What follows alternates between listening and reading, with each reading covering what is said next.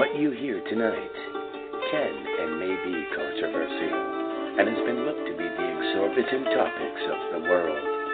For the hidden truth of the unknown is a mystery for some, or is it all just a conspiracy? Welcome to Aliens, UFOs, and Beyond with Christina George. What you hear tonight. Wow, well, welcome. Sorry, Renee, your name got cut off in that little intro, but nice.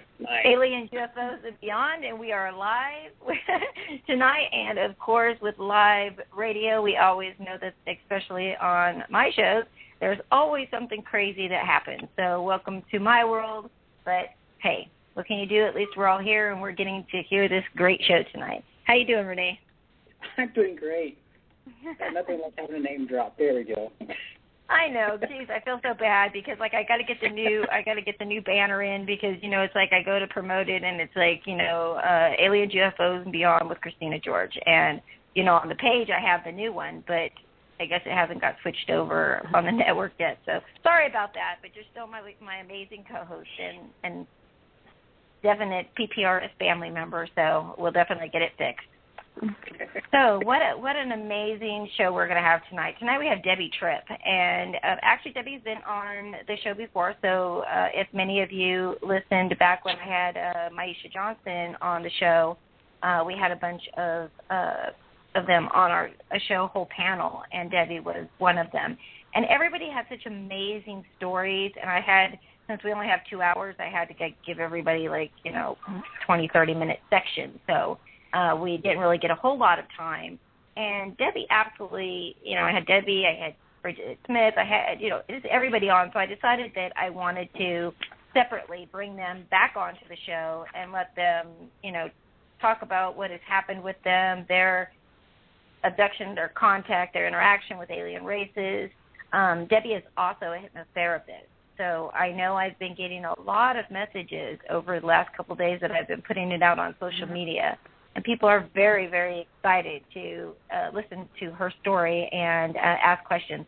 So tonight, if you have any questions, you can call in.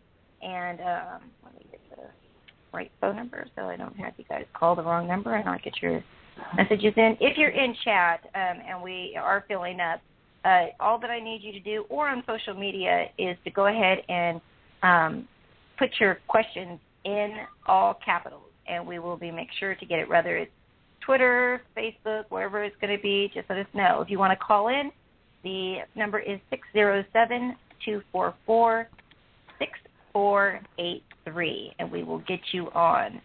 So some pretty interesting stuff going on with UFOs lately. Renee, did you see the video that Mike Fuentes is one of my investigators for P.P.R.S., and we recently went to Las Vegas, and we happened to be, it was me, Mike Fuentes, and another investigator, Sandy Warwick, and we were all walking up the area to go to the Strip, from our hotel, and all of a sudden, we were just kind of looking around, and for whatever reason, we are very much look at the sky, whether it be daytime or nighttime, and Mike spotted something up in the air, and I will tell you that, I've seen many UFOs, not too many during the day.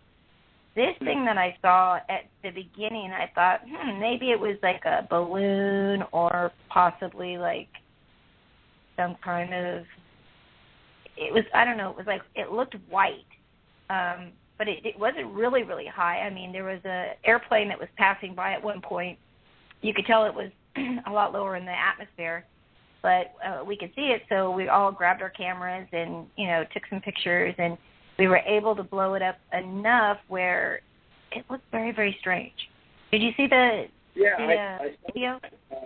Yeah, and I think it's hard to tell what it was, but it definitely didn't look like no balloon or anything. Yeah, it was interesting because when it was blown up, you could see that it would look like something white and yellow almost, and it looked like if it was like a balloon with something kind of hanging out on the bottom of it. Yeah, because it has some kind of structure to it, though. Yes. Yeah, absolutely. And then I was thinking, okay, well, no, this isn't a UFO, So we kept watching, and so I said, well, Mike, grab your camera and, do a little video so that we can compare it, to the building and to some of the other things that were around it, things that we would normally do so that we have the evidence that, we actually saw something. And so we must have stayed there, I don't know, about 10 minutes, just observing it. And then, it was clearly in our sight. We could see it super easily. And all of a sudden, it just disappeared. It was just gone. Like it did. And the thing is that, again, it happened to be a really windy day that day. And so I was watching it, and the thing that was strange is if it would have been a balloon or something like that, it was so windy you would have seen it moving. But this thing stayed absolutely stationary. It was not moving at all. Yeah. And then all of a sudden we're looking at it, and then it just literally just was gone. And we looked all over. We got we were using the cameras to try to, blow it up, see if it went higher. But we were literally watching it, and it just disappeared. So I go on today onto the Internet, and there's all kinds of stuff saying that when we were in Las Vegas is when the L.A. earthquakes were going on. And I guess there's been a very big swarm of not only UFO sightings in the daytime and at night in the Los Angeles area, but also over Las Vegas. So it was pretty interesting. The video did go out. Mike actually listens to a online UFO show, and so called UFO Planet, and he submitted it, and it was actually broadcast on the episode 111, and it was multiple Las Vegas UFO sightings and about the water discovered on the moon, or on Saturn, I'm sorry. So it was very, very interesting. Still don't know what it is, but I will tell you there is definitely something going on strange, because there are so many. I can't even keep up with all of the UFO sightings that there are right now. They're just like everywhere. Wouldn't you say, Renee? Yeah, it's definitely increased in great multitudes in various cities, and a lot around these, like you said, like in the earthquake areas too. There was one kind of strange lighting when they had that earthquake in L.A. It was a weird, like a weird flash of something that was right there, just prior to the quake there. So it just kind of makes you wonder what's really going on. Yeah, and on that one, that actually they caught it on the news, right? Because they were doing like the nightly news, and they somebody actually started, rewound their DVR. They were watching it, and they actually took a video of the news, and absolutely, as it's shining over the city of Los Angeles, you see this big bright light in a circular area that's in the middle. And also another one over Las Vegas just recently was a black bee. Now, many of us who have had sightings of UFOs, as well as, the very well known Arizona Lights, have seen these. The thing that was a little bit different with this one is that people were reporting that it looked much smaller, so that it maybe was a type of a drone or something. But for me, when I looked at it, I don't know. That to me seems a little bit more like something military. At least that's what I got from it, pick up from it. And, I get so many random things when I see pictures. So sometimes it, makes a whole lot of sense to me. Sometimes it makes none. And sometimes what I think and what other people think are completely opposite. So, True. Who knows? But what did you think about that V? It was pretty big, but obviously compared to the Arizona Lights, it was much smaller than that. Yeah. But it's pretty large. It's pretty large, but I still feel that it's definitely Earth-based craft. The military has so many different types of crafts that you wouldn't believe. They got from saucers and also V's, Delta, kind of chevron kind of shape-looking crafts. I think they even got a few good-sized saucers too. Right. It's just government has their own set of things, and I think it's all part of the whole to create this information and saying that we're kind of being invaded kind of situation. So I think that's what they're trying to do. Try to make it dark. Well, I definitely, we're starting to hear Clinton and, all kinds of people talking about, that there's going to be something that's going to happen very soon. But again, with all these false flags that we've been having, it really, really makes you wonder, is this really going to be aliens coming in and landing and interacting with us, or is it going to be a big psyop again, to screw with everybody's mind? So, got a lot of question marks out there. So we're going to do our best to keep up on, the sightings and getting answers. I do have I've been having very, very strong premonitions and precog dreams about an arrival and a mass arrival, actually. But again, for whatever reason, I just have such very mixed feelings on it. So I'm not really getting, is it going to be the real deal, or is it going to be military or, the government, or is it going to be a mixture of both? I really, at this point, I have no idea, but something I feel is definitely coming. So we'll keep you updated on that information. If you have any sightings or have any of your own stories of sightings or being abducted or anything like that, make sure to check out our Alien UFOs and Beyond page on Facebook, or you can send a private message to either Renee or I, and we'd be happy to bring you on the show. So with that being said, and we're talking about contactees and alien races, I think this is a perfect time to bring our guest in. Debbie, are you there? I am here. Hello. Hello. Thank you so much for being on the show tonight. We've been trying to get you on for a while, so I know. I know. Me too. Thank you so much for having me. Oh, my pleasure. My pleasure. So, for those who maybe didn't hear, your story, when I had you on last time, and unfortunately, that's when Renee wasn't here. I brought him on, afterwards. But he was in the chat room listening to the show. But for anybody who hasn't, and I'm telling you, a lot of people heard that show, because as soon as I put it out on Facebook that you were going to be on, I mean, oh my gosh, my private messages were blowing up. And unfortunately, for some reason, my laptop was screwed up and I could not get out of chat. So, it showed me I was on, and so I was like, couldn't even do anything because I was being blown up with little pop-ups of, hey, what's going on? Oh, I got this question. So you definitely have a fan base, since having you on the show. So could you, maybe just give a little bit of your background about yourself, and then, what your story is? Sure. Well, I consider myself just your average wife and mother, and I homeschool my daughter, who's 10, and I work at home, and I am a hypnotherapist, but I specialize in EFT, which stands for Emotional Freedom Technique. And I've worked for 25-plus years now in the natural health field. And I started out as a massage therapist for about 17 years. And eventually, my back and my wrists just started to give out. And I started to go into gentler modalities.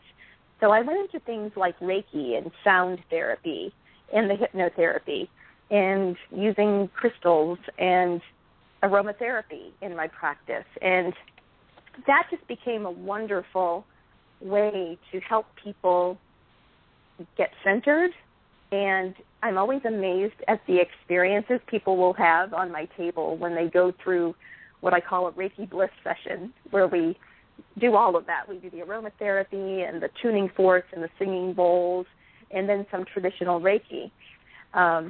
So I love what I do. I love doing the EFT, which I do mainly over Skype now. So that's one of the great things about our modern technology, is just being able to reach people not just in my immediate area, but everywhere. And so for people that are dealing with fear and anxiety from some of their experiences, I have found the EFT to just be wonderful.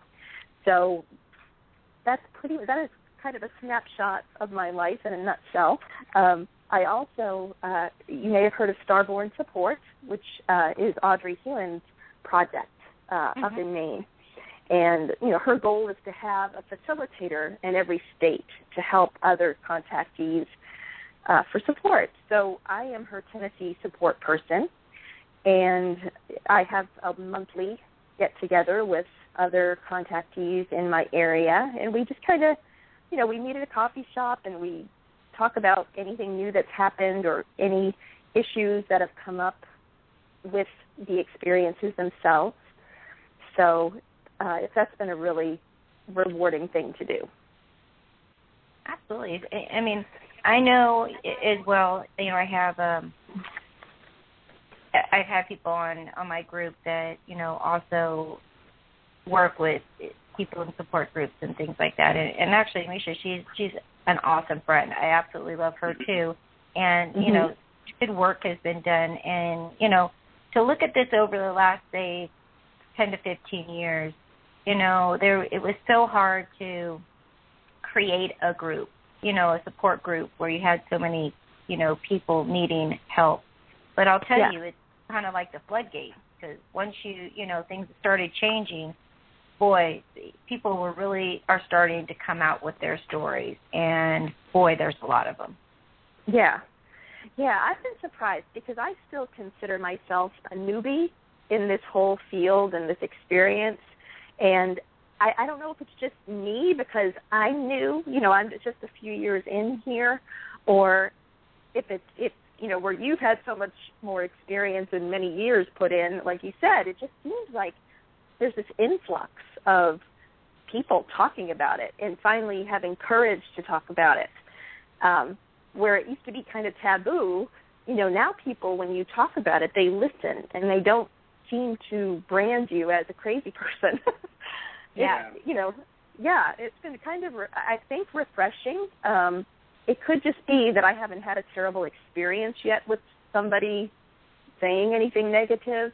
But I really have just been amazed. And I've been amazed at how I will come across people that have had experiences, just random, weird things that will get you on the subject of that. So it's amazing. And it's a little different than, back before, because, I can remember growing up, and number one, first of all, I couldn't even tell anybody about my abilities. It was a very small of need to know people, that was very, very small. But much less was I going to then tell people that I had literally been seeing UFOs my whole life. Because if they didn't already think that I was crazy enough as it was and want to put me in the psych ward, saying that, I saw UFOs, that definitely probably would have got me a pass directly into a paddock. Yeah. You would be bored. Yeah, exactly. And it's even funny that when I met Renee, there was a very instantaneous connection between the two of us. And I will never forget, the first time I went to a MUFON meeting and we saw each other there. And, it was just like we had known each other forever. And we went to go out to lunch. And, it took a little while, but, he decided to kind of give me a little bit of tidbit of information to kind of fill me out, like see where I was really at with all of, he knew I was into the paranormal and stuff, and he knew that, I had some experience with, UFOs and things like that. But I think he was really kind of saying, let's see really how deep she knows this stuff and, what she's going to say. And he started telling me a little bit about, his experience, and I just kind of looked at him like, okay, that's great, no problem, and he was kind of blown away. So it literally took me, I don't know, probably a couple years, Renee, to get you to finally come out and come on the radio show. I had always told him, look, I am going to create a group, and I'm going to keep it separate from the paranormal. I invite you to come. Anybody else that, has experiences that they'd like to be able to interact with other like-minded people and, be able to discuss what they've, gone through, be able to exchange information, I'll put you in it. And then my radio show started, Paranormal Connections, and I kind of delved in a little bit of everything on that show, and there was so much response of wanting both topics that I created this show.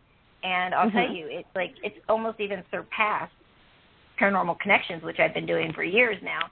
So It definitely showed me that, absolutely, there is a lot of people out there that are not only just interested, but they so understand what these guests are talking about. Renee had a show the other night about his experience, and a great turnout. It was great. His first time doing the show solo. I was in Las Vegas and sick as a dog, but it turned out really, really good. And it just seems like absolutely the floodgates are kind of opening, and it looks like people are finally kind of starting to wake up and realize, okay, this isn't a bunch of people making up stuff to get some attention. This stuff is really, really happening. Yeah. Yeah. I mean, it's just, and I think, thank God for people like you and Misha Johnston who have groups because, part of what gave me the push to start talking was being in Misha's group and having that safe place to just say what's happened, hear other people validate that and tell a story that might be similar to yours. And you start to realize, gosh, I'm not the only person. And it was just so supportive. And I think, too, when you're going through it, part of my mission has been, I was so horrified in the beginning, not understanding it. And I always like to clarify that it wasn't fear of the beings themselves. It was that fear of just, gosh, this is real. This is just the reality of, I think I'm pretty sane, and what is this? And, if it was an angel experience or a ghost experience, it kind of fits your paradigm of what you've been brought up with. But UFOs and aliens, not so much. That's just a little bit out. Yeah, it's just kind of out there, literally. So, and I just thought, gosh, nobody should have to go through this and not have a place to turn immediately for help. Because my first thought was, well, do I go to a psychologist? Are they going to deem me crazy? And then that's it for me. And I just knew I couldn't do that. And I had heard about MUFON. I had had a lot of synchronicities that led up to my experiences, and I'm so thankful for those too. Because if it wasn't for those, I really, wouldn't have known what to do. So that's how I had heard about MUFON and, Googled it and got in touch with them. And finally, I had heard back from Kathleen Martin and Denise Stoner, and they were godsends also. They just really helped me, frame what was going on and understand it and ask me a lot of questions. And my husband and I participated in their commonality study that is in their book, The Alien Abduction Files. And it just was, again, just a helpful person that was there at the right time. But I will say, it was still, a while before I had gotten any type of help. And I just thought nobody should have to go through this, all the waiting and the wondering. And, it's just that kind of, the shock of it's scary, and then feeling very alone is also scary, and questioning your sanity is not fun. Absolutely. And, I think that something you said makes a whole lot of sense, because I see this not only in the paranormal, but I also see it in, the UFO side, is that, we are pretty much brainwashed from birth. If our family and our religious, beliefs and things like that are not in tune with, those phenomena, then you are taught from birth that these things do not exist. Yeah. And I think that the fear comes from, all of a sudden you are involved in a whole other reality. That, okay, this is happening. It really is happening, and many people question their sanity. I've talked to so many people that it just like you were saying, and I said, like, where do you go? Like, if you tell anybody, it's like they want to rush you to the psychiatrist, and if you have a family, like that can go so bad, because I tell people all the time, people were getting like literally put, locked in,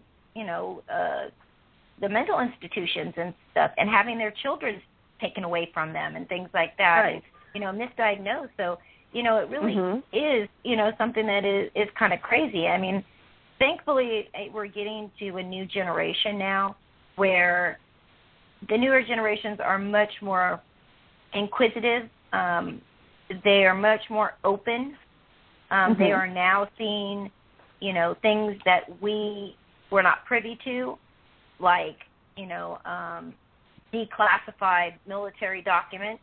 We've been told all these years that none of this stuff exists. Roswell didn't happen. All these different things. And then, here 20, 30 years later, it's like, oh, well, now we are actually seeing these military documents, that say something completely different.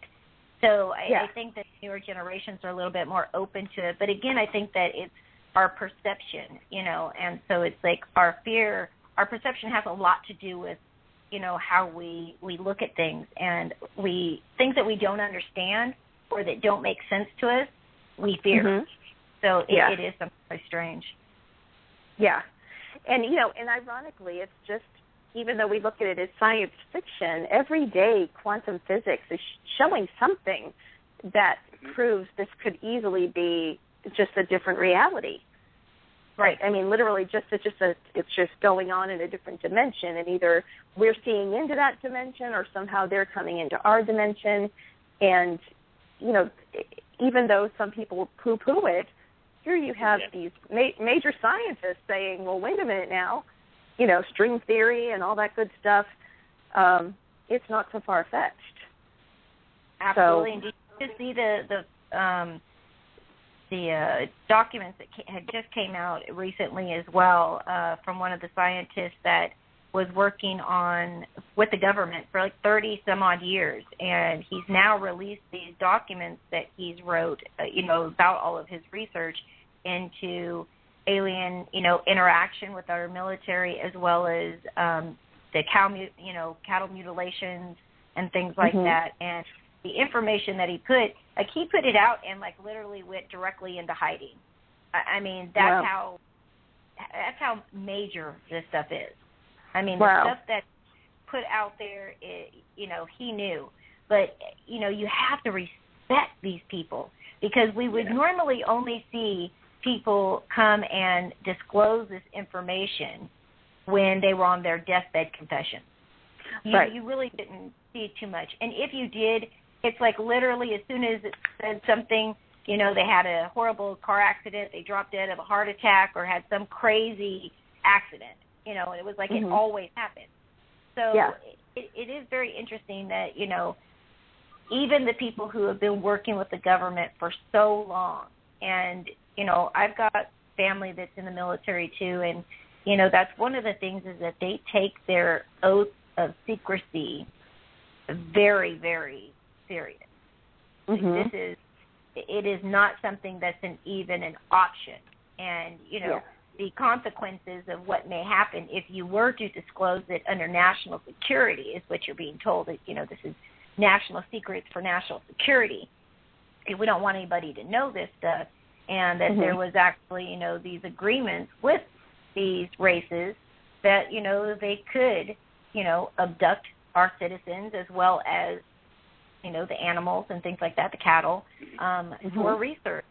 So now that that's starting to come out, it kind of changes things. It changes how we really think, and it's really kind of making us open up like, okay, there has been a lot of lies out there, so how do we believe any of the things that now the government says, oh, no, this stuff doesn't exist, like underground bases or, being abducted or things like that, or even contact?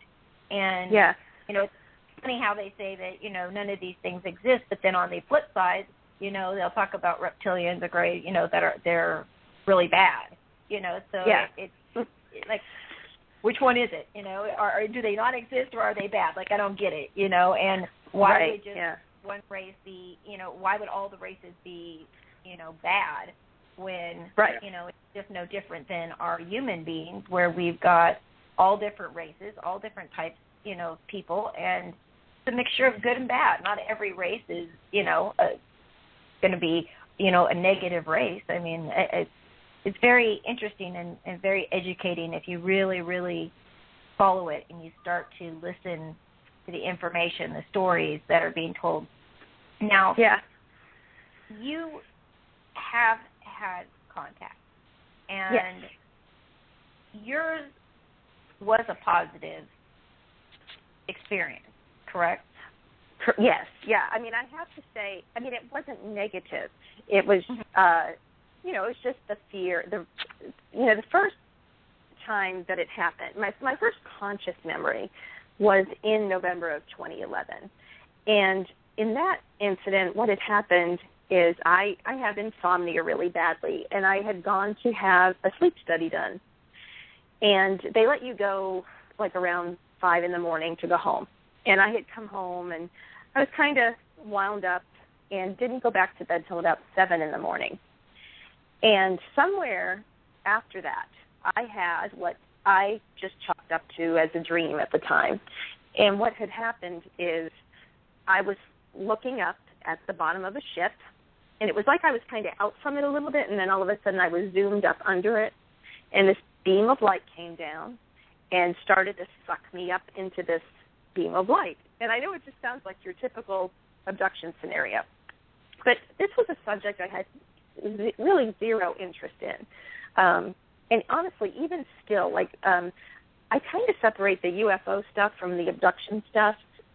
I'm not so much into sightings and going UFO hunting and all that stuff. It's just, it's kind of part of the whole thing. But I still have to really kind of make myself pay attention because it's just, for a lot of people it's a hobby, it's an interest. But for me, it just wasn't. So in this situation, I just thought, because where I thought it was a dream, I thought, gosh, where did that come from?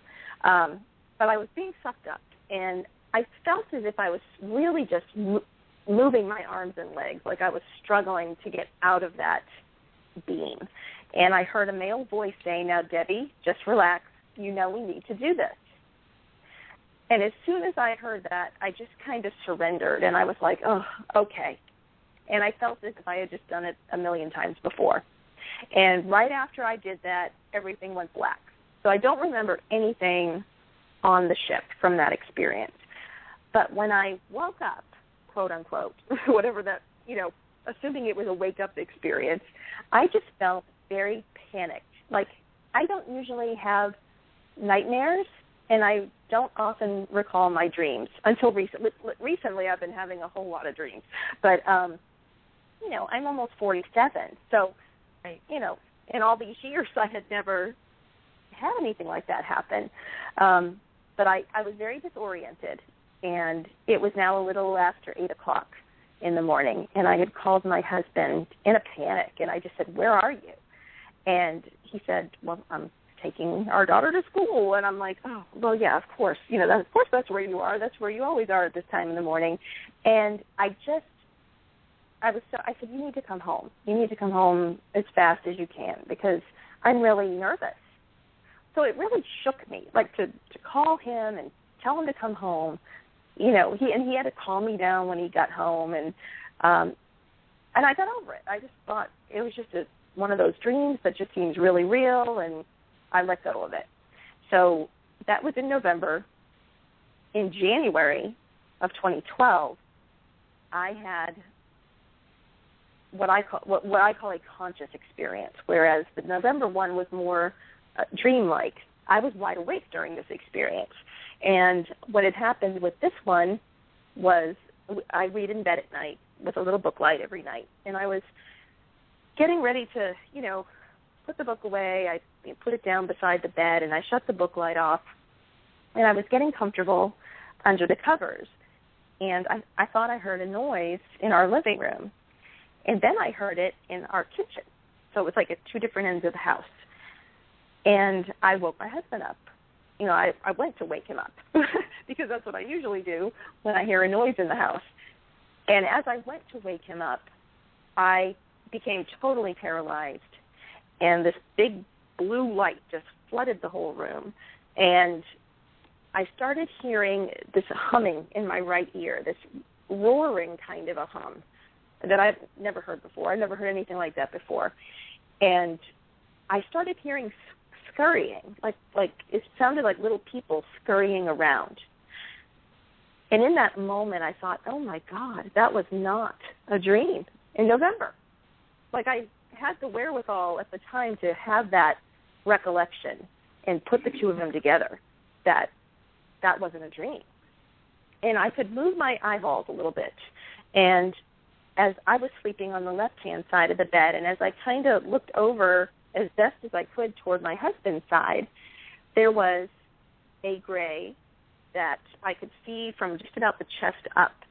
And it was glowing this amazing blue color. It was like an electric blue, like you'd see on an electrical device.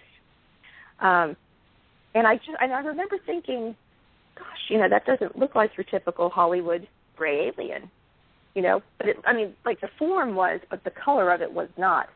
And the whole blue light in the room and the blue that he was glowing took me by surprise. And so as soon as I saw him, again, everything went black. And when I did come to, which again was probably a little over an hour later, because I had just looked at the clock before putting my book away, and it was about maybe an hour and 15 minutes later, I tried to wake my husband up. And normally if I need him in the middle of the night for something, he wakes up right away. And both of us just sounded like we were on drugs. We were just like drugged, like that post-surgery kind of feeling after you've had an anesthetic. Mm-hmm. And I was trying to tell him what happened, and I just couldn't get the words out. And he was trying to respond and just couldn't get the words out. And the next thing we knew, we woke up a few hours later. And what always floored me about that experience is you'd think you'd be up the rest of the night, right? Just being afraid and trying to make sense of it all. And it just, that was interesting to me, that how we both responded. And then the day after that, when I was able to finally talk to him and process the whole thing, that's when I had a real come apart, where I just started crying and shaking and I was like, what is this? And it was so profound, and I felt like they were so permeating my being that I said to my husband, I don't even know if death could escape what is happening here. Like, I felt if they can come in whenever they want and do whatever they want, something told me that even if you died, you still wouldn't escape it. Does that make sense? Yeah, it does. Yeah. It absolutely. Okay. And it was a really kind of a doomsday kind of attitude, because I felt hopeless and I felt helpless. And then I kept thinking about my husband and my child, and oh my goodness, is this happening to them and they don't know? Could it happen down the road to my daughter? It just, it was a reality check, and something that you didn't want to be a reality. Right. So those were, even though it wasn't a negative experience, I kind of had a negative response at the time. Now in February, I had an experience where I had this wacky dream that had nothing to do with aliens or UFOs, and I was trying to make sense of it. When I woke up, And as I'm thinking, I've got my attention on that, I had this telepathic message come through, and it was this amazing quote. And it said, "Organized religion and dogma complicates the evolution of our soul. Pure love and simple heart truths gently moves us in our ascension process." And as I heard it coming in, I knew to grab my phone by the bed and type it into my notepad. And I thought, wow, that's beautiful. It did not come from me. I mean, it just really came through in such an easy, beautiful way. And I thought, okay, that gives me a little hope. That makes me feel that maybe this isn't so bad. Maybe this is not the doomsday thing that I think it is. And then over the months and over different other experiences and joining Misha's group and talking to other people about it, I realized this wasn't such a bad experience. And I've heard about people. There are people that do have bad experiences, and that's not taking away from that, because I do think that's out there too. Like you said, I think there's good ones. I think there's bad ones. I think there's probably neutral ones. And then, you have the people out there, and I'm sure you've talked to these people who say they're all bad. Right. Right. If you think it's good, they're just letting you think it's good. It's not really good. And I think, I have two responses to that. And the first one is, I don't think that is the truth. I think there are good ones and bad ones. The second thing is, let's say you're right. Let's say they are all bad. They all have this terrible, evil agenda, and they're just letting us think we're having these good, positive experiences. I'm okay with that. Right. If that's just what they're letting me think, and I'm psychologically okay and can live my life, I'm okay with that. Yeah, without being traumatized. And there's something. And let me ask you your opinion on this, because I've had so many people over the years now, come on the show and talk about different experiences, some being good and some being negative. And usually the ones that seem to be, negative are the ones where they're abducted and, it's I guess they feel like, they didn't have their permission. It was done against their will. And right.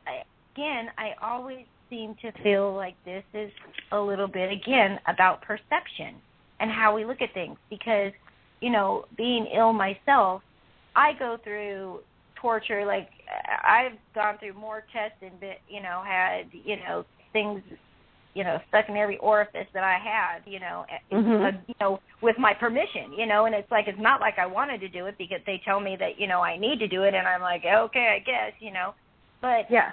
So I think that when people, something like this happens and it's done without their permission, it changes the way they see it. So even if these are scientists and they are, needing us, for, scientific data or research or things like that, I always think, if they were so bad, why the hell do they bring them back? They would just keep them and just sit there and, use them as tests, right. like rabbits or something, and never send them back. So, right.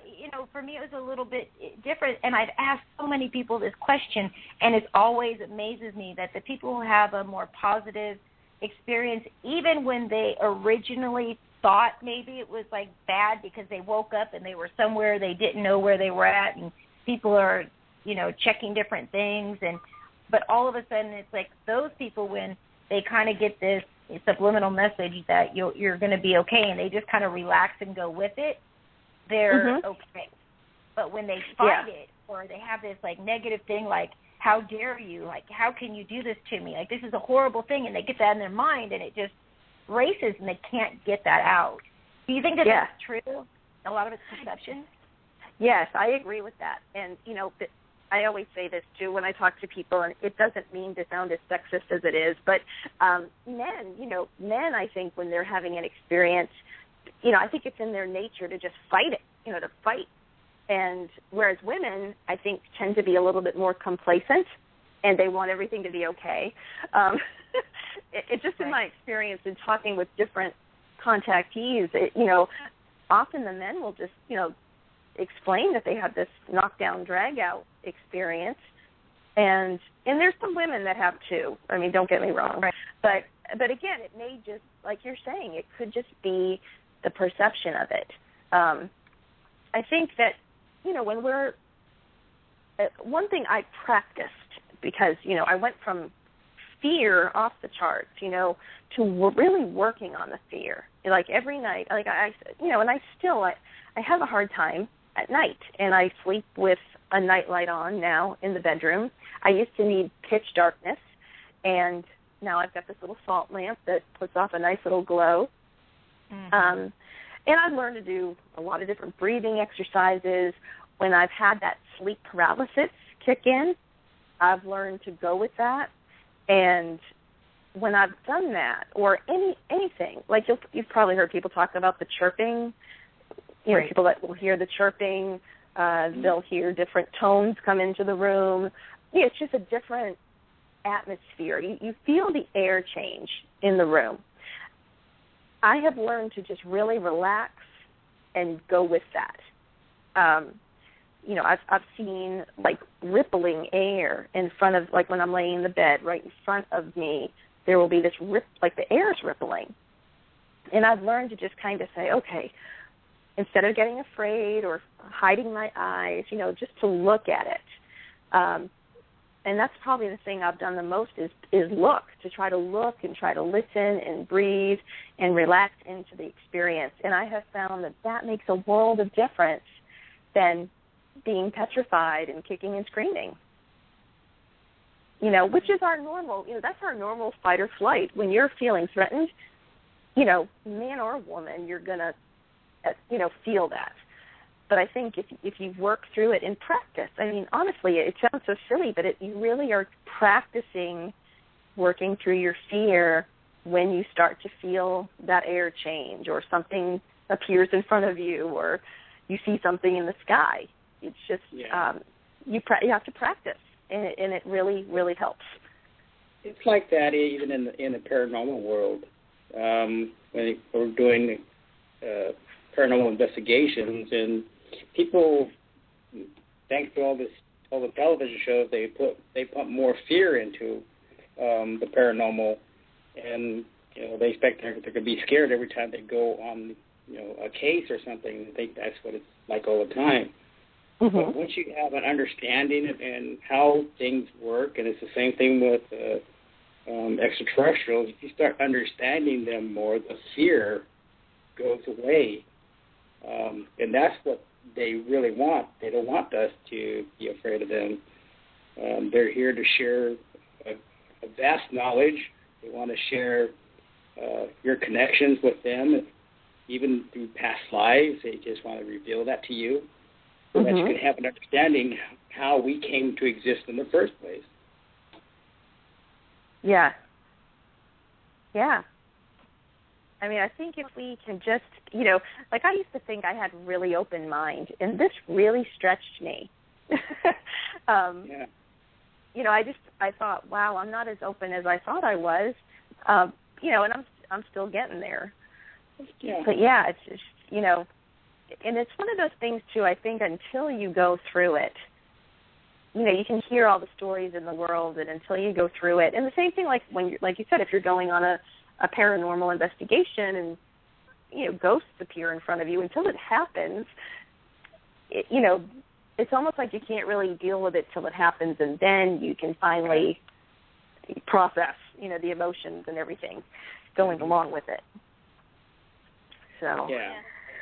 I think for as women too, I think the first thing that comes into our head, and I know even with a lot of things, when we have families or children or things like that, that is like our ultimate fear. Like, you can do whatever you want to us if that's the way it's going to be, but we just don't want you to do it to anybody else. Like, we don't want our children to have to go through anything like that. And, it is something that you realize so quickly that you have no control of.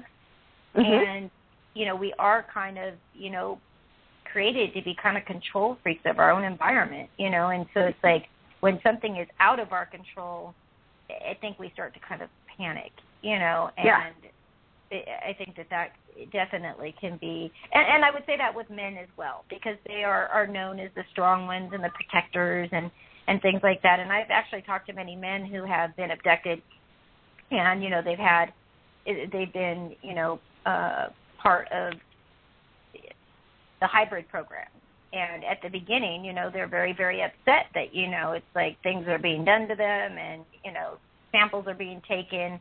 But then when they're brought back along with the women to see these hybrid children that look very much like them, but also look very alien, and they have that connection in those children, it almost changes, because a lot of the men and women then say they almost look forward to going back. It like their whole perception changes. So it's very, very interesting, how our perceptions really rule us in so many things, and it can change so quickly just by, having a different experience. Yeah. Yeah.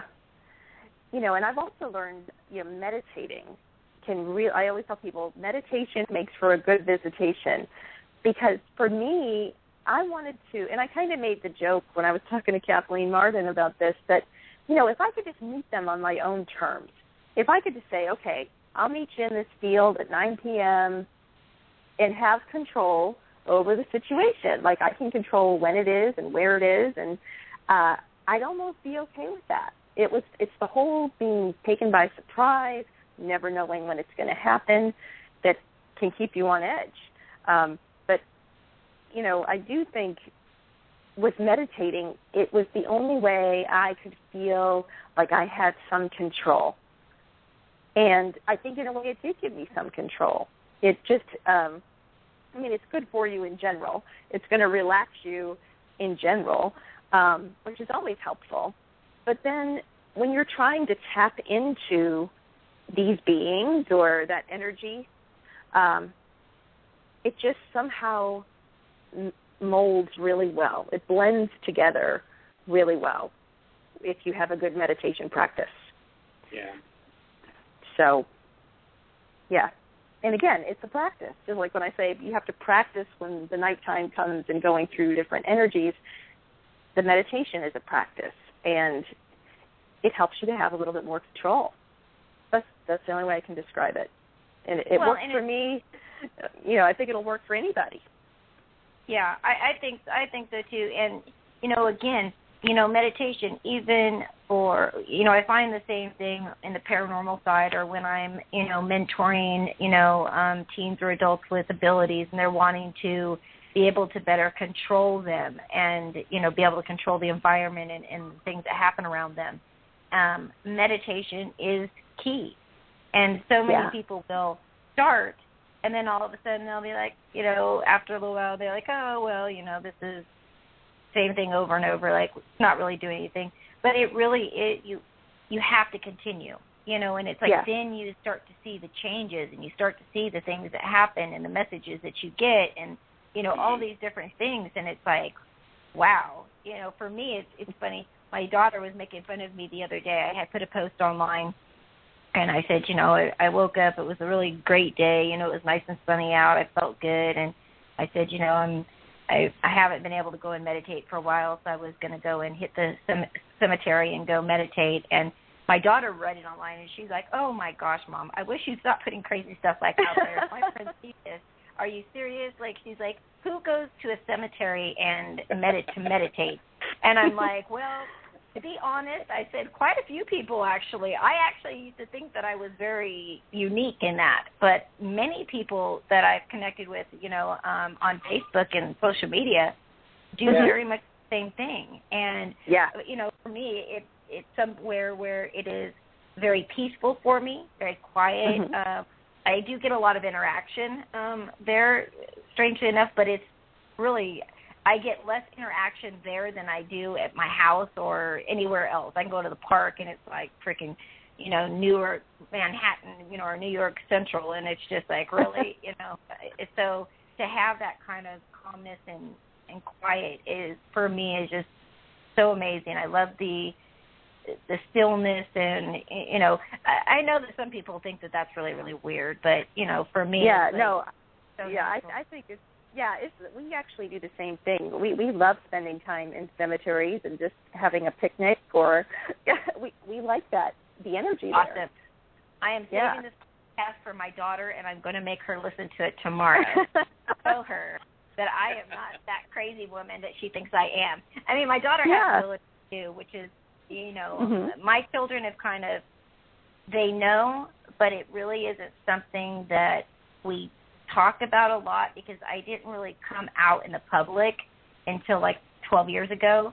And so they've always known, and I've always talked to them, and I've, you know, tried to not have them be scared of any of this stuff, but it just really was kind of, you know, again, teenagers don't want, and they're now grown, but, you know, as teenagers, they so want to fit in. They don't want to be, you know, that weirdo that, you know, can claim to see spirits or things like that. Now, all of a sudden, it's changed a whole lot. Like now, you know, it's like if you're the person that sees UFOs or, you know, you've been abducted or you have abilities, like now it's like you're, you know, like the spotlight's on you and everybody like, yeah, look at me.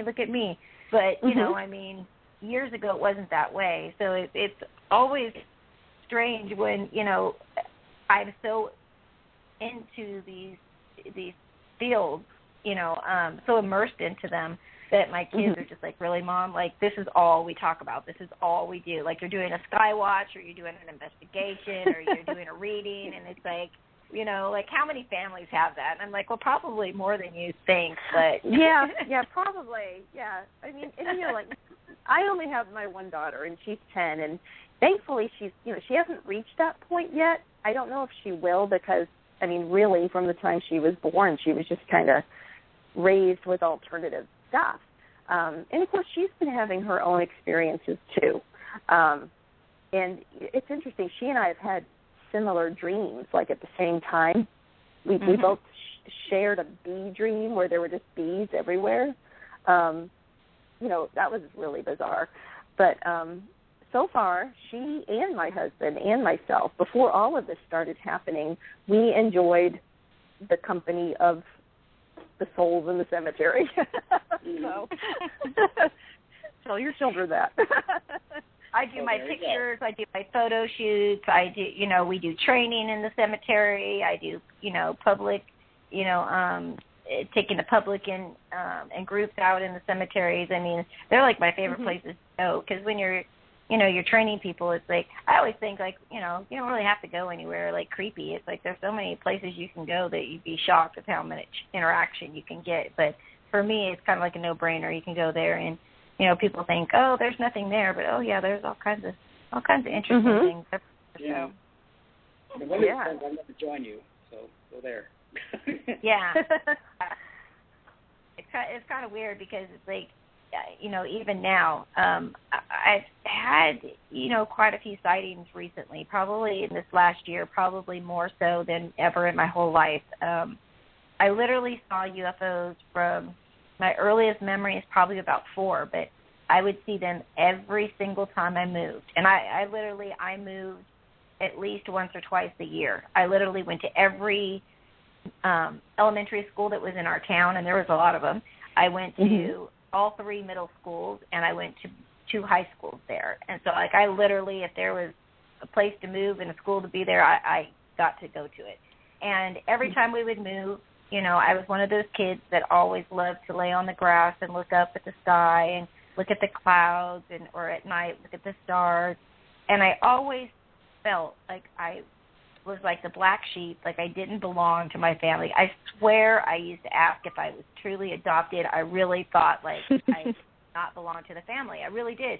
It wasn't because my father was not in my life. He, at 2 years old, my mom and dad split, and I did not see him again until I was 19 years old. So it was one of those things that, you know, like if I even mentioned anything to my mom, it was like she was trying to get me put on meds, you know, so, or rush me, my grandparents would rush me to the, you know, priest, and trying to explain all that kind of stuff was never a good situation. But I would always see them as the day that I moved in. I would never see them again until I would move again. And I used to always wonder, like, I always, as I got older, I never feared it. anything like that. I always felt a very strong connection and almost felt as if I wasn't from here. And it was something that was, as I got older, it was kind of weird because I was like, wow, it's almost like they're monitoring me. And then I moved to Sacramento. And for whatever reason, I really got drawn, when I got into the public eye, doing the paranormal, I was very drawn. The paranormal was just not enough. And for me, the paranormal, when I started doing this, 20 years ago, the paranormal was, anything that was not normal in society's eyes. So, it wasn't so separated, the phenomena. We would have, the UFOs and alien stuff and spirits, everything, cryptozoology was all bundled up into paranormal until, they started separating it on the television. But I really got drawn into the UFO field, and when I moved out here, and I literally, like within 1 year, I had like 3 sightings that I actually captured on film.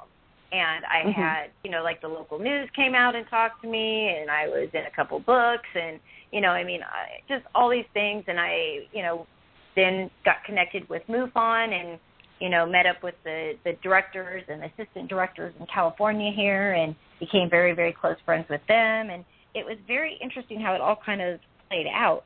But I will tell you, it's like I've been noticing a lot, like that very high-pitched, almost like a ringing I will get in just one ear. And I can always, when I get that, I always get that feel like, okay, something's around. Like I can always tell, and it's a different feeling than when there's a spirit around. And you probably understand that.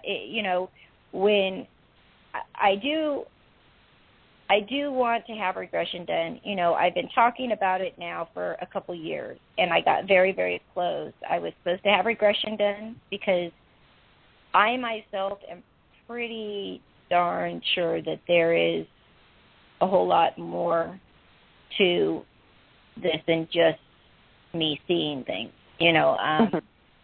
But I was interesting is that I've been meditating, forever, and I had set up to have a regression done by a friend of mine. And I went to go meditate that morning. And for the first time in over 20 years, the information I got was something that I had never experienced before. Usually it was just, giving me information and things like this. This time it told the person told me, do not have the regression. It is not time.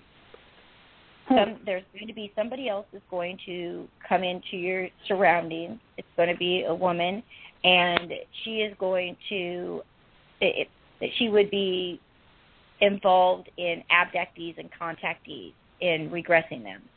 And I thought, where in the hell did that come from? This is the first time I'd ever got any kind of message about, abductees and contactees, and this is the person I was going to need to find, and that, this person was going to help me. And it literally, I don't know, about 3 days later, I was contacted through Facebook by Lori McDonald. And she actually, I didn't know anything about her. I didn't know she was a regression hypnotherapist or anything like that. All I knew is that she had said, hey, I heard you have a group in Sacramento. I live here. I would like to send you some pictures, and could you tell me what you get from them? So I said, sure. I was busy. I was getting ready for a sky watch, and I said, hey, if you want to come, you can come out there. And she's like, oh, my gosh, absolutely. And she brought these pictures, and I did a reading right there on the spot, and she was just, her jaw dropped, and she's like, oh, my gosh, you're good. And from there, we started talking, and we were talking at the Skywatch about my experiences and things like that. And she said, oh, well, if you're ever interested in having some regression, I do it. I specialize in abductees and contactees, but I work on everything. And I'm like, oh, my gosh, this is the person. I instantly knew that this was who they were talking about. And it's so crazy, but every single time that I have tried to set this up or tried to do it, something has happened. I've got sick. Really? They've got sick. something. I never know what it is, and I don't know if it's just that I think that I'm ready to have all the answers, but there's something about me I think that isn't. It's a very strange feeling, because for me to be as interested in this field as I am, I am a investigator by nature, researcher by nature. Yeah. And but when it comes to you yourself, it's like it's a little different. Knowing things and then wondering, well, maybe there's a reason I'm not supposed to know, but I'm so inquisitive, I want to know everything. So yeah. So why do you want to be regressed? Again, in that message that I got, is that the answers that I was looking for would be revealed at that point. Okay. And I've always known that it was more to what I know. Like, my journey in the paranormal it has been to help anybody and everybody that I can. But what people understand was it was really my own personal journey of trying to get answers of what had actually happened with me. And so for me, it's a very personal thing, and I've been, writing my book for years. I've been journaling about everything that's ever happened to me since I was very young. And in my book, I know that I cannot finish my book until I have this regression, because I know that's going to be the final chapter. But for whatever reason, I just have this hesitation as well of I just don't know where it's going to take me. I actually talked to Cynthia.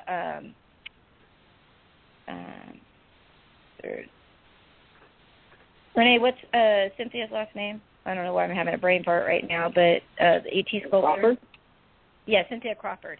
So I met her through another friend, and I had her on the show. And she was actually talking to me. She's very gifted herself, and she makes these bust sculptures of ET families and for people who want to be able to connect. And she's an amazing woman. She lives in Sedona, Arizona, right at the base of the Superstitious Mountains, literally right at the bottom. And she gave me pictures right out of her backyard, and I mean, literally, they're just like a short walk from her backyard. And amazing woman, very, very connected, and it's been very interesting, the people that I've met, connected with on such a deep level through this journey. And she was talking to me, and I'm usually the person that does all the reading of everybody else. I don't really like to be read too much, and so it's a little uncomfortable feeling. And she said, she started talking to me, and we were just chit-chat about the show. And she says, oh, my gosh. She's like, you're about to have regression, aren't you? And I said, well, why do you say that? And she said, you don't really, you think you know what you are, but you don't really know. And I was like, okay, well, she said, do me a favor. I need you to send me a picture of you real quick. Can you just take a quick picture of yourself with your cell phone and send it to me?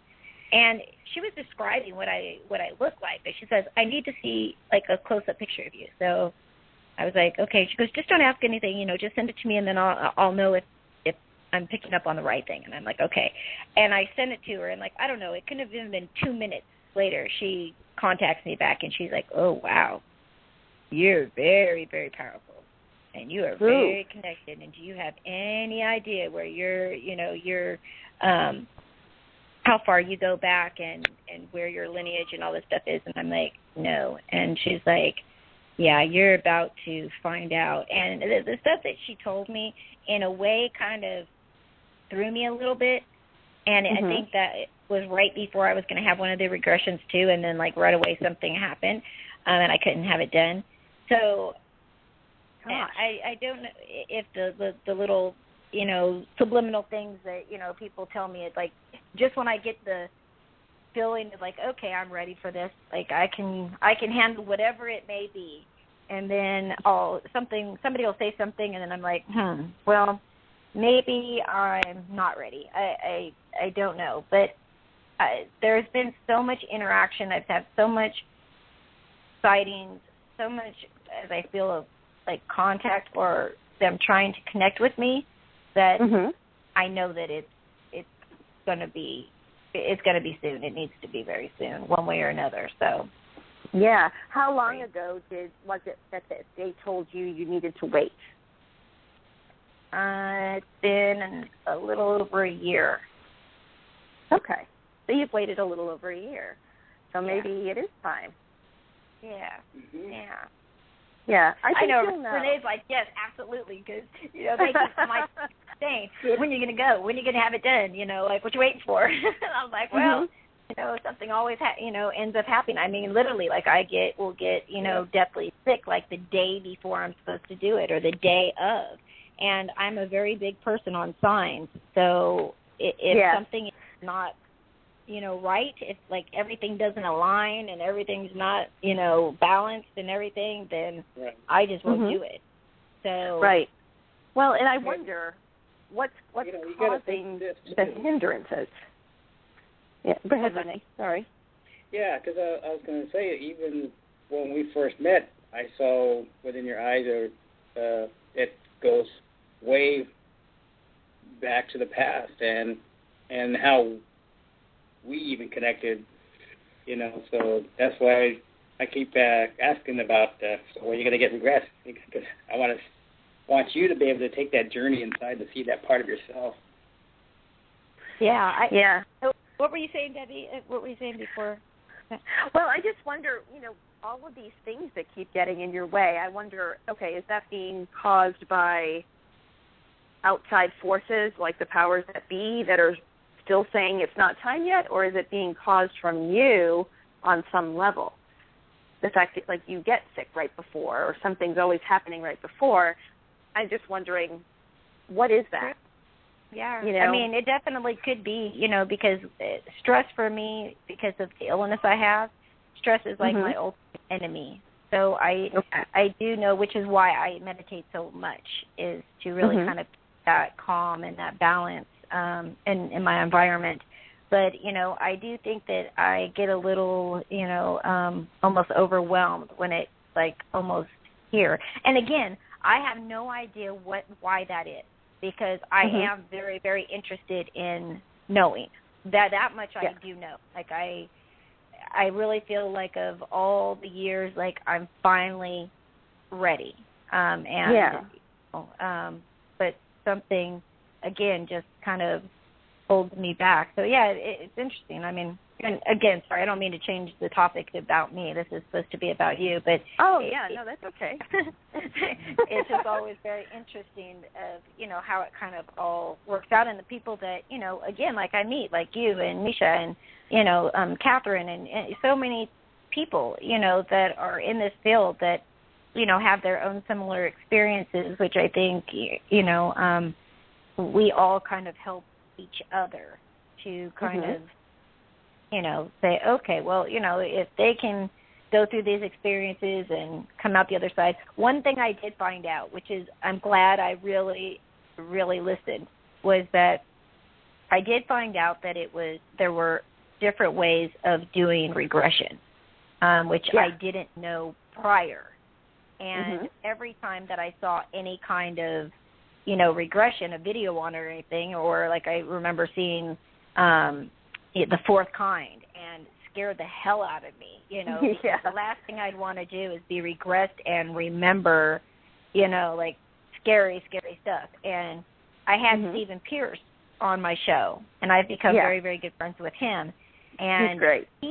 Absolutely. He had his regression, and I was actually doing a reading for him on air, and he had not told anybody he was going to have regression. And, I said, I don't mean to be rude or anything, but, you're talking about Travis, but I really feel like you've had some of your own, things going on, and are you actually, like, about to have regression?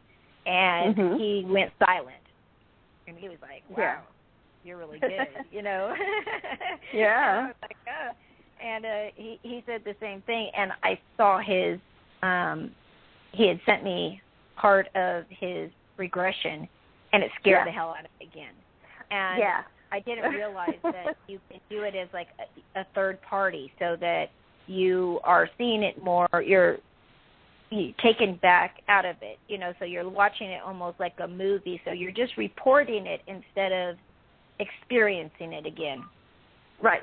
So and that's the technique that I am familiar with, and that's what I use when I do a past life regression with people, is that they're viewing it as a third party, or that you can give them the option during their regression that they can either go forward with it themselves, or they can watch it as a movie or rise above it and look at it from above, like, looking down on it. But it's funny because you mentioned Steve, because I had seen the longer version of his regression before he had released it to the public. And that, I don't do regressions for contactees because I kind of always felt it would be a trigger for me, not knowing what would surface for them, and that would trigger something in me.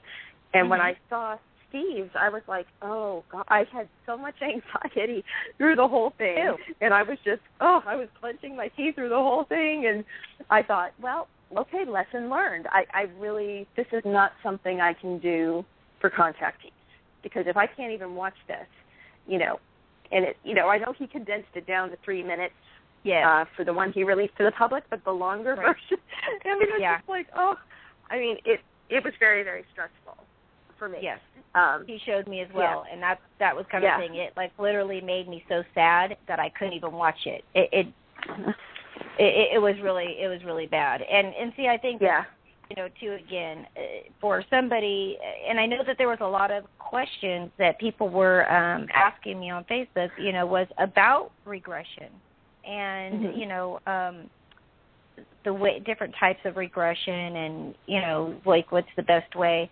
And I mean, what are your feelings? I mean, because obviously, knowing that there are these different ways, I guess in some ways, if you want to like understand what you're going through and be able to rise above it, accept it, understand it, rise above it, and heal from it, maybe you need to go through it. But it just seems so traumatic. Like, I don't know. I couldn't even imagine that. It is. Well, you got to think that the reason you need to do a regression is because you don't consciously remember what happened. And very often we don't consciously remember what happened because it was traumatic, right? Right. Okay, so,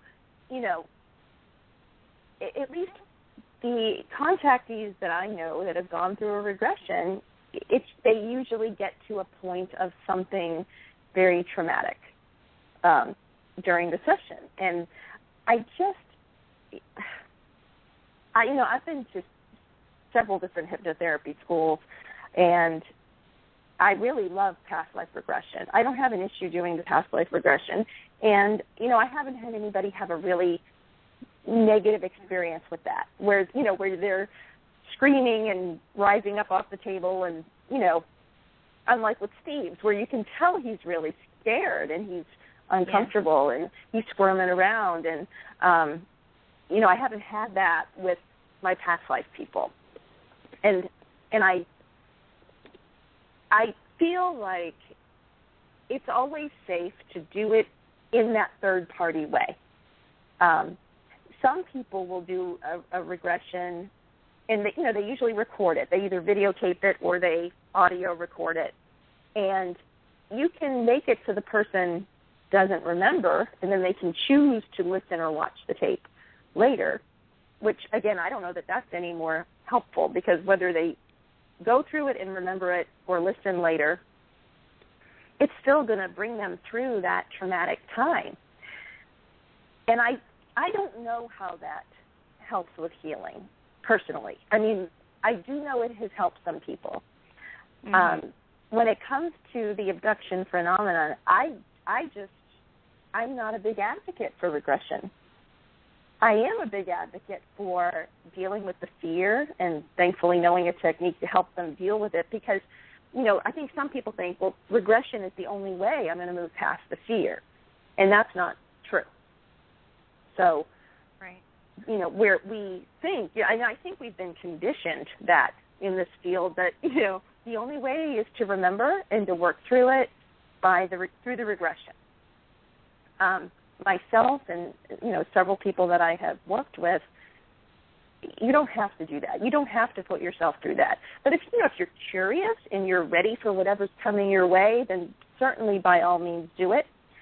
Healing comes in different forms for different people.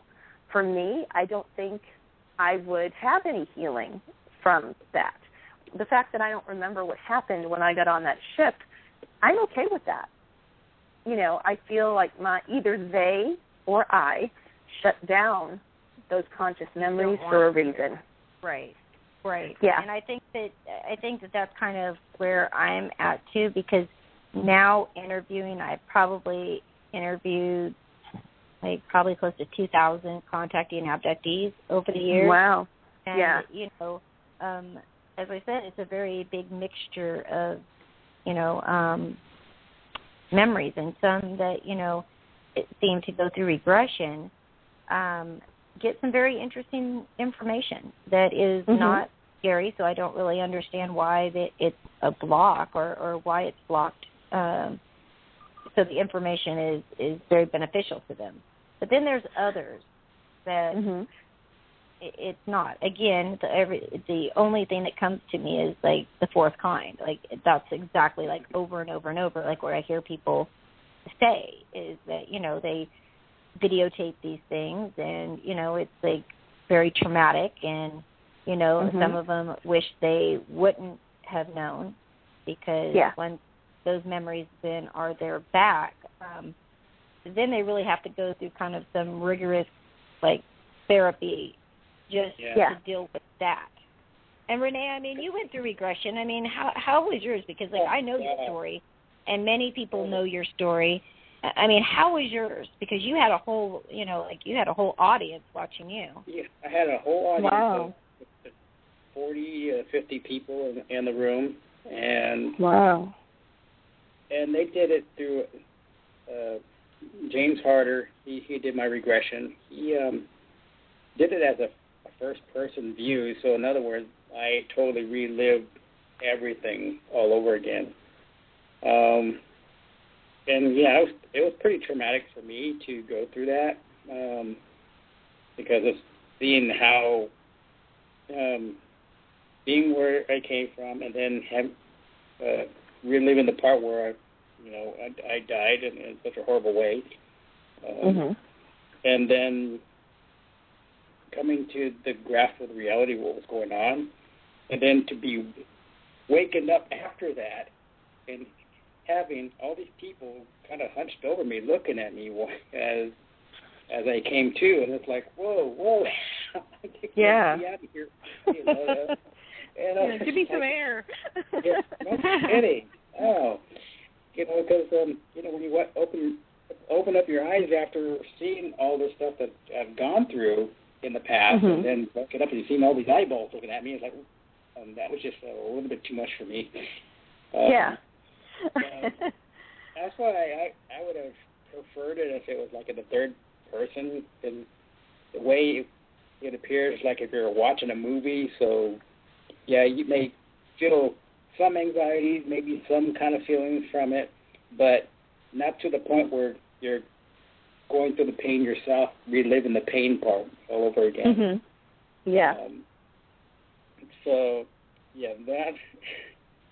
But waking up to everybody else, I think that was pretty terrifying itself too. It's like, wait a minute, I think it was better off just having it with one person doing the regression.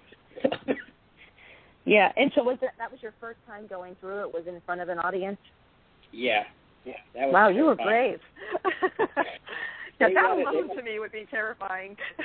Our producer that did the show called UFO Connection at an access station here. It's fairly popular, and he was wondering what was wrong with me, because I kept having these strange dreams. I kept drawing these strange writings, and even drew a couple of crop circles before they even showed up.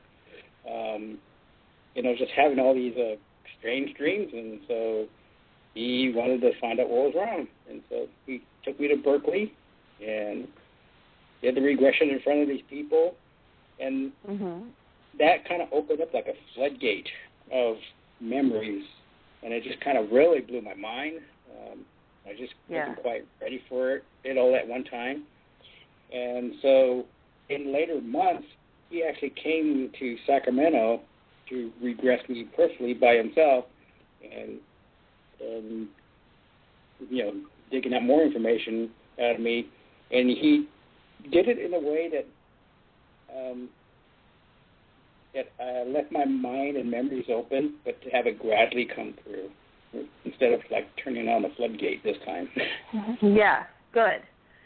So that was a better experience then. Yeah. So how many times have you done it? I've done it 4 times. Oh, wow. Okay.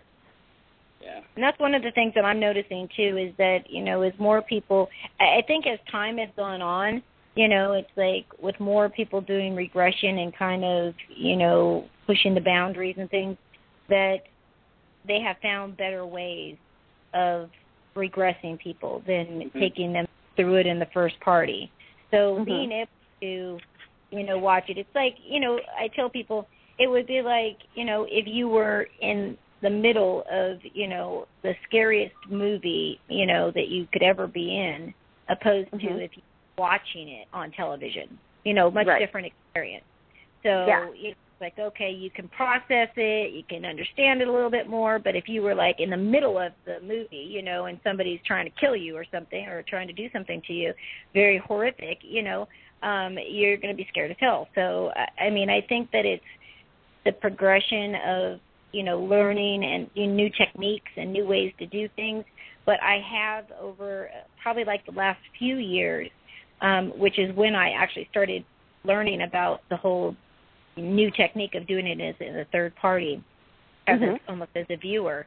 And it seems to have much better results for people. And I actually talked to Steve about it as well, because he was scheduled to have another regression. And he said, after that one, he's like, I just don't think I want to do this anymore. And I was, talking to him about that. And, it definitely sounded as if it was something he would, if he was going to get anything else, that it would be something he definitely would consider, which I think is good, because I think that, it's like maybe because there is so many, very hard things for us to grasp or to understand. So they're very traumatic to us. And so it's our way to block it. Because, just like, children who are molested or, abused very severely will grow up and have blocks.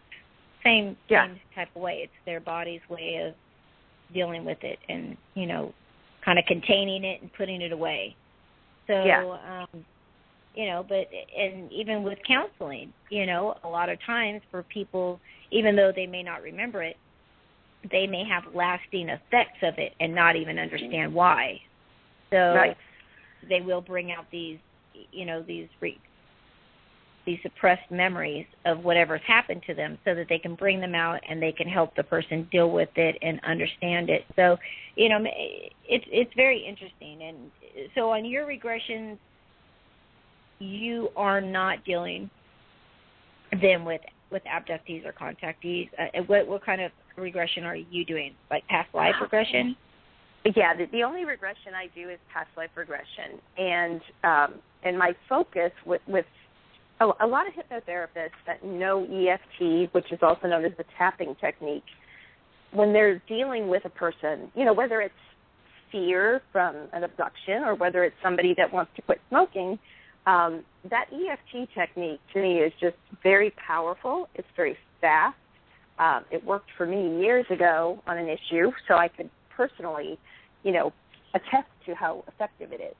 And it actually took me a little while after my experiences, because of all the trauma, to realize, oh my goodness, I have this technique that will probably work. And I got to really test it out when my husband was leaving to go out of town for 4 nights. And it was going to be the first time I was without him since everything had happened. And I think it was, probably about a year, little over a year after that January incident where the little blue guy was in the room. And so a few days before he left, I started going through the tapping sequence. And, for people that don't know what EFT is, it stands for Emotional Freedom Technique. And it works on the theory that our unresolved negative emotions are major contributors to a lot of our physical pain and disease and anxieties. And what causes that is the negative emotions themselves is nothing more than a disruption in the body's energy system. And that energy system is the same energy system that acupuncturists will stick needles into, or a massage therapist will do acupressure to.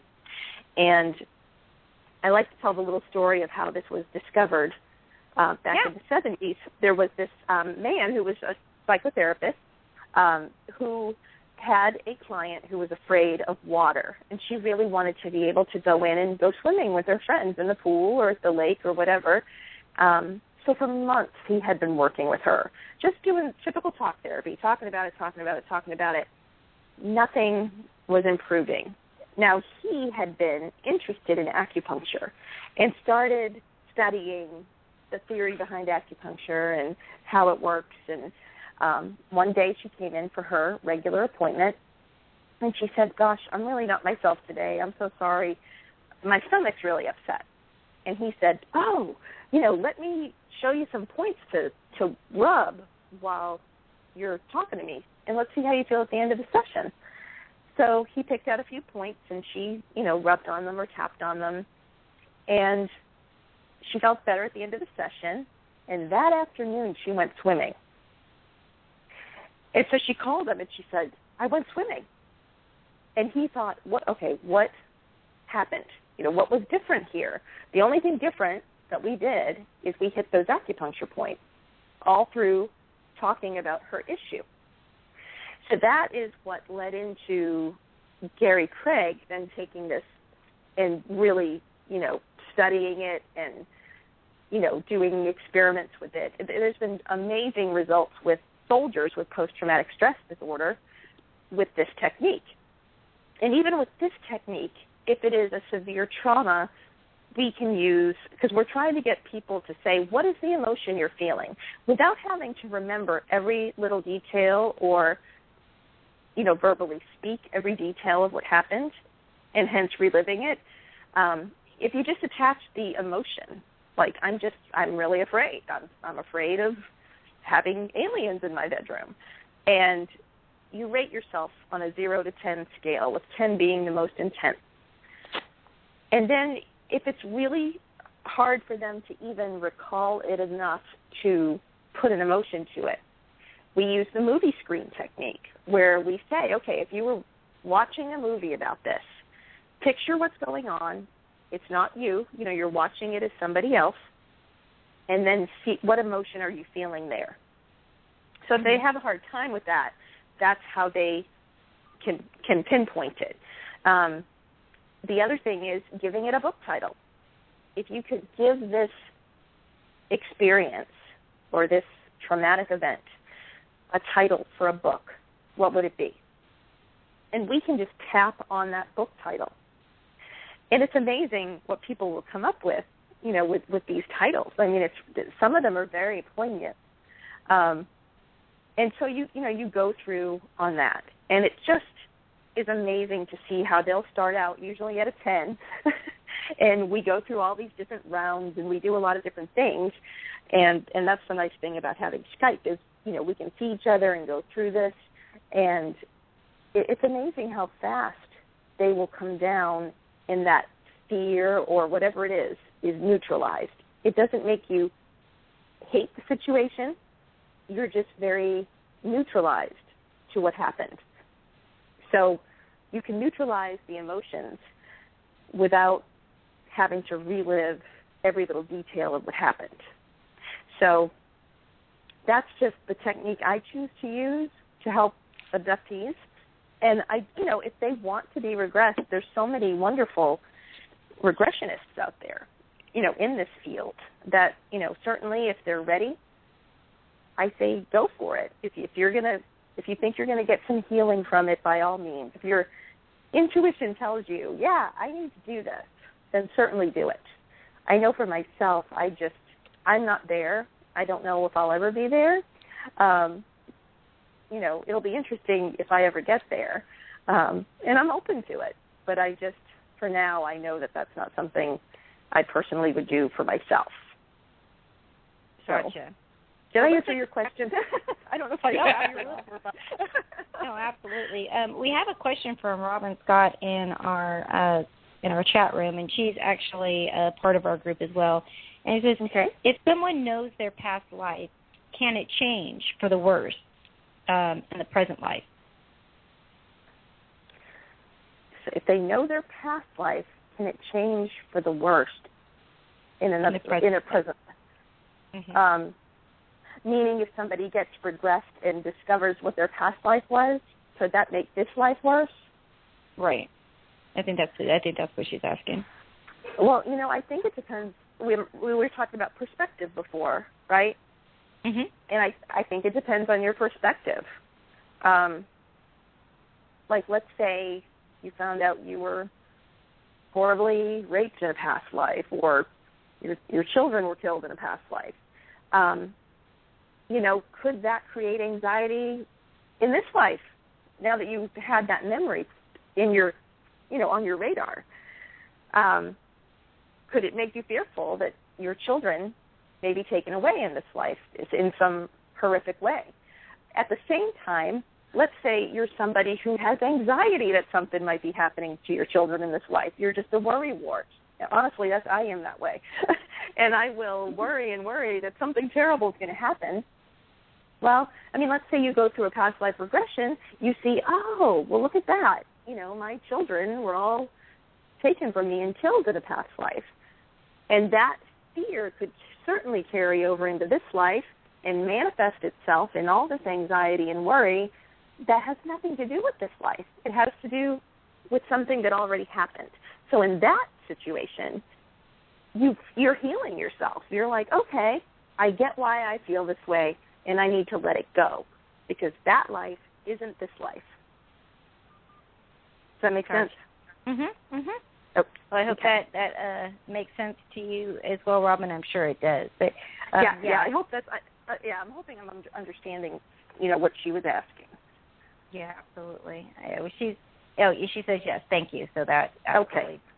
Good. Then it does make a lot of sense. I mean, again, I am someone who is so about perception, and you know, you probably see my posts a lot as well. You know, I mean, mm-hmm. I have dealt with, you know, a lot of really negative things throughout my whole life.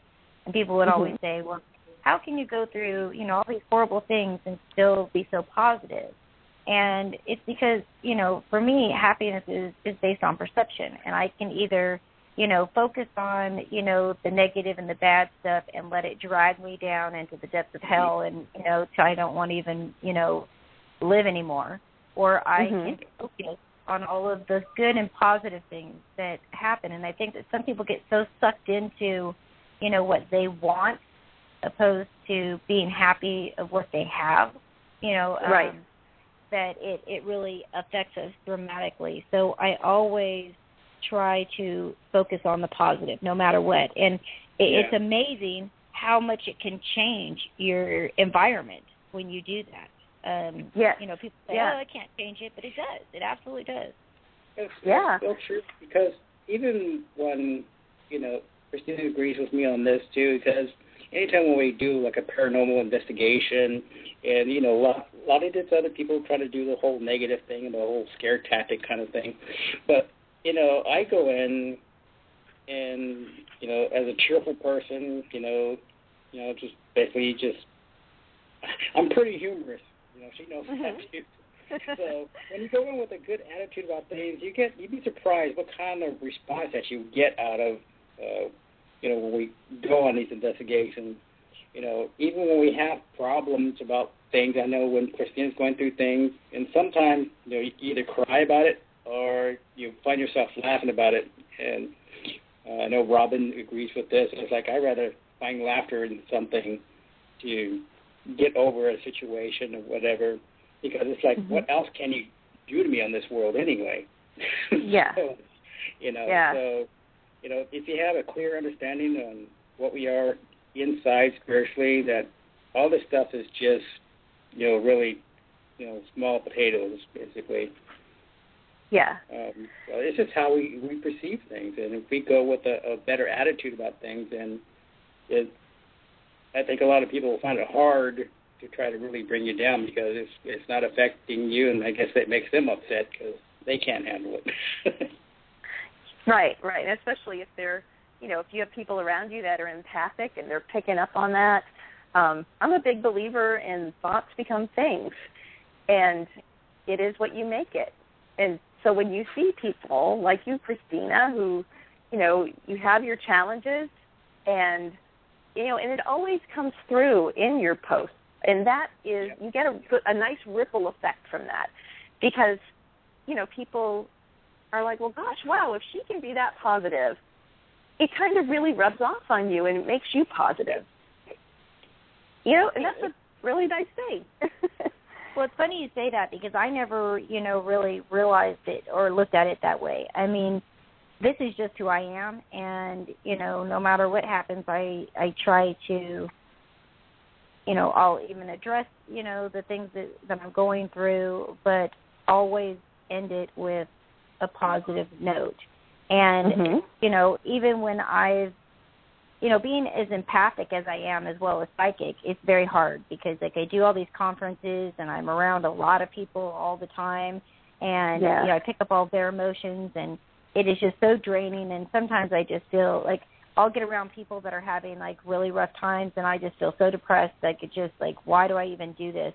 And it'll be right about that time that when I feel that way, I will see, people come out of the woodwork that I haven't talked to in so long, and they'll say, it just starts saying about, how much my posts help them and how much it inspires them to stay positive and things like that. And I never had any idea that I was having that much of an impact on people. And so it made me understand, it was helping on a much bigger level than just for myself, because a lot of my posts are just, ramblings about what's going on with me and in life and in general. So it was interesting. It's like even as you're reporting just day-to-day stuff, there's still a nice positive energy that comes from that. So, whether you're just doing a rambling or posting some, really positive message or a meme or something, it makes a difference, whatever it is that you're posting. So, and it's always just very cheery and happy. And I definitely feel it from your posts, so I'm sure everybody does too. So yeah, I've always been inspired about Christina's, when she talks about what she goes through, her trials and everything else, but at the end, well, she's still plugging away to go forward, and she's very determined, and I always found that very inspiring. I think a lot of people out there who are listening feel the same way, too. Yeah, absolutely. Well, I'm not somebody who feels sorry for myself. It's like, okay, I've got this illness and there's no cure, but you know what? I'm still here, and I'm still able to every day, whether I feel good or bad, I'm able to help somebody. I'm able to do something positive, and I know that now, that's what I'm supposed to be doing. And knowing my journey and what I'm supposed to be doing, and I'm actually on the right path now, it's a very comforting and rewarding feeling that I get, So for me, it's like every day I live as if it's my last. So I enjoy every day. And, there's a lot of things that are thrown my way to try to, throw me off balance or, put me in a different mood. And I'm very, very sensitive. When I get angry, I don't really get mad. I'll cry. I have to release all the energy because it's just, and Renee's seen it many times. Things will happen and I'll just be so distraught and I'll cry, and then an hour later, he'll check on me and I'm like, oh, it's all good now. I feel better now. I got it all out. Yeah. It's all good. Because, I look around and, even though I have my own trials and tribulations, being on social media, talking to so many people, I see so many people that are so much worse off than me, have so many more issues than me. And, it's like, come on, like, buck up. And, it's like it could be so much worse. So, I do try to stay always positive. I do try to help wherever I can. It's not just in the paranormal. I mean, I feed the homeless. Even when I don't feed them, I go and just talk to them. Sometimes they just need somebody to talk to. Renee and I have done on many occasions. It's one of those things that's amazing, the information, and sometimes just the people are absolutely great, and so many people never connect because, it's like their perception of who that person may be, shadows who they really are. So I just try to spread that, and if you can put a smile on somebody's face, or, we were in like the dollar store one day, and there was this guy who was in front of us, and I was standing next to him, and I literally, I couldn't help but feel connected to him. He was so sad, and he was in a lot of pain, and it was just, I couldn't get past it. So I let him go in front of me, and I started talking to him, and, by eventually, we went outside and finished our conversation, and, he still calls me to this day, to check on me, and it just tells me, how amazing it was that I was just such a random person that would feel so compassionate to what he was going through that I would take the time to talk to him and get to know him. So, that is some of the best medicine that anyone can have, is basically having that emotional communication, face-to-face communication. Because I know we're so bombarded by technology and everything, and nobody really talks to each other. True. And, once upon a time before technology, people had more gatherings around family. People were able to communicate a lot more freely, to express themselves. And it seemed like we've lost a lot of that. But it seemed like now we're going through this whole new movement, this whole awareness that we need to get back to the basics. And that's why we're having these various visitations, because they're trying to get us back on task again. To what we once supposed to be. Yeah, that's a good point. Looks like we actually have another question, and it's from Rick. And he's actually going to be one of our members in P.P.R.S. out of Australia. So that is coming soon. But he said, can you do any damage or get into problems when you do self-hypnosis? And if so, how do you deal with it? Okay, well, yeah, that is a great question. And I love self-hypnosis. I do a lot of it myself.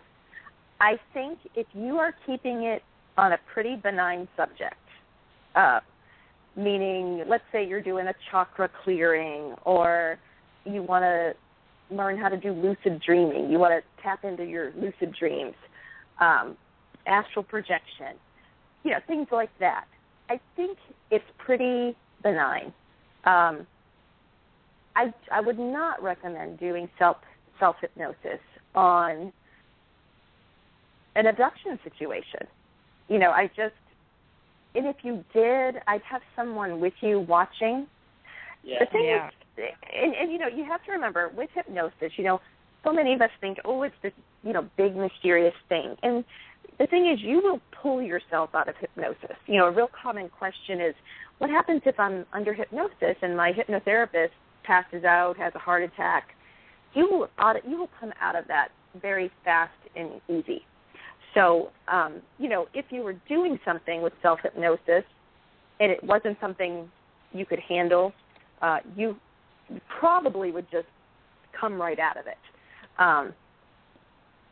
But I would just say, I would not do that with something of a more serious subject. I know there's several past life regression recordings out there. And again, I've never heard anybody have a bad experience with that. Most of them have you in that third person. And that could be the whole difference right there, is just that small change of being in a third person versus being in the first person. Mm-hmm. So I would say use your judgment. And if you start to feel anxiety during a self-hypnosis session, you can bring yourself right out of that.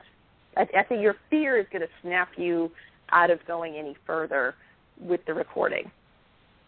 Okay. Well, that's actually a good question, and it leads into something else that I have, because I have been seeing a lot more people who have been offering, like, hypnosis, regression, past life regression, all these kind of different things over the Internet, like over Skype. Oh, yes.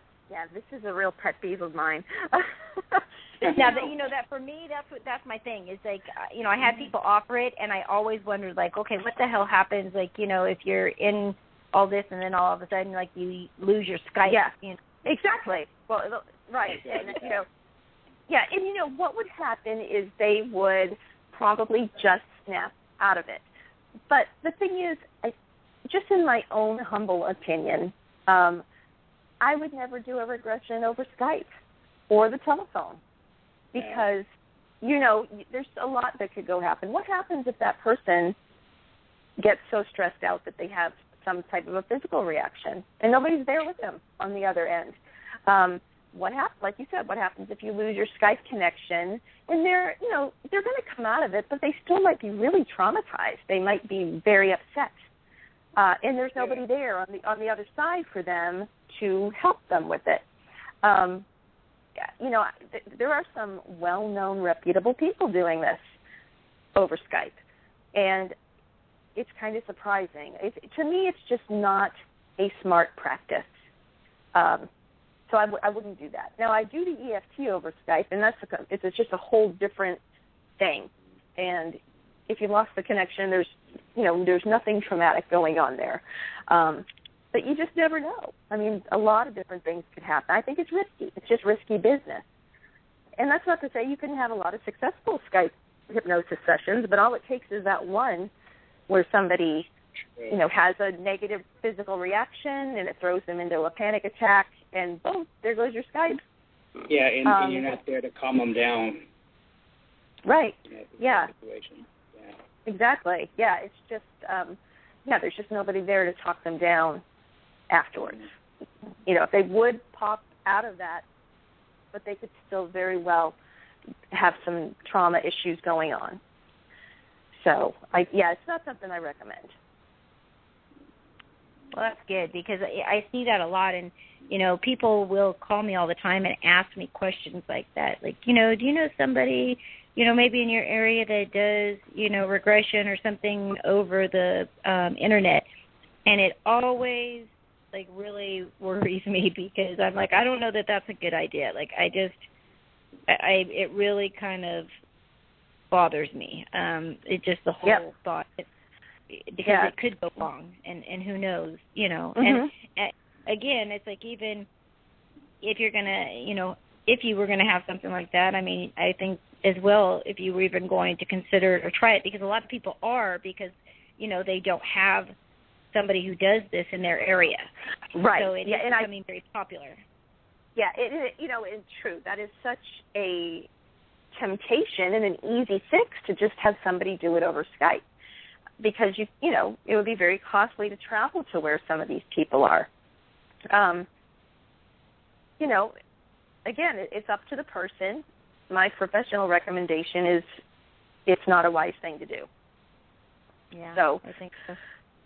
Yeah, I have advised people who have, said that they're going to do it, to make sure that they have somebody with them at all times. Yes, right. At the very least, they should have somebody with them, and and possibly instruct whoever that other person is on what to do if something happens.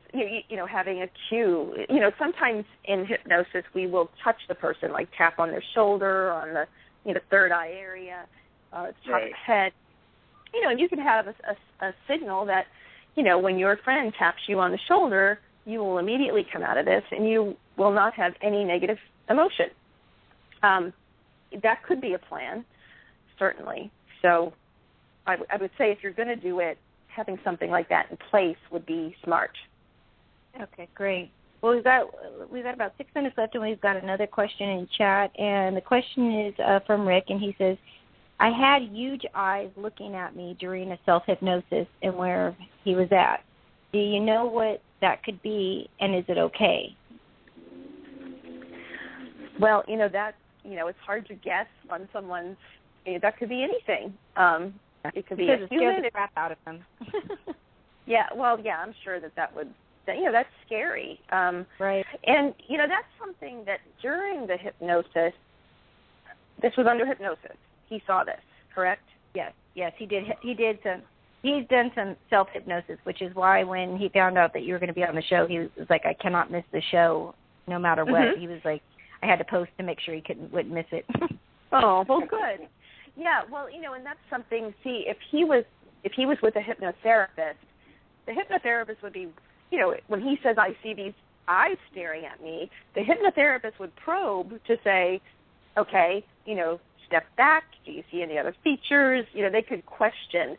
Whereas when you're in the situation under self-hypnosis, you don't have that third party to guide you. You're right. kind of just there. I don't know. I can't tell you if it was positive or negative. I can't tell you what it was. But if he was to see somebody and try to go back to that time, if he can remember more details about the regression, so that the therapist could take him back to that time if he wants more answers specifically about that. They could guide him there and have him try to get more details. Right. Yeah, because he said no, there was no features to it, just huge eyes. But, again, like that doesn't always mean that it's anything bad. I think, again, right. Our perception is when our minds can't process it or don't understand what it is, it goes kind of straight to a fear, right. Because we're afraid of what we don't understand or what we don't know. So exactly, yeah. Interesting. Mm-hmm. Very, very interesting, and it has been an amazing, amazing 2 hours. I always thought a 2-hour show was like such a long show, but I will tell you, speeds by so quickly that I'm just like, oh, geez, like, are we out of time already?